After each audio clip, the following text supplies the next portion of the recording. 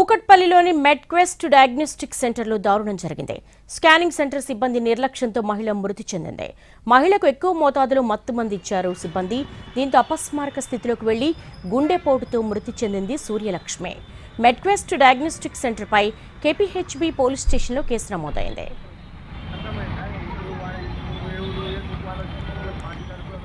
కూకట్పల్లిలోని మెడ్క్వెస్ట్ diagnostic సెంటర్లో దారుణం జరిగింది. స్కానింగ్ సెంటర్ సిబ్బంది నిర్లక్ష్యంతో మహిళ మృతి చెందింది. మహిళకు ఎక్కువ మోతాదులో మత్తు ఇచ్చారు ఈ సిబ్బంది. దీంతో అపస్మారక స్థితిలోకి వెళ్లి గుండెపోటుతో మృతి చెందింది సూర్యలక్ష్మి. మెడ్క్వెస్ట్ డయాగ్నోస్టిక్ సెంటర్లో కేపీహెచ్బీ పోలీస్ స్టేషన్లో కేసు నమోదైంది. ఈరోజు Suryalakshmi 66 years Medquest hospital CT scan గురించి ఈరోజు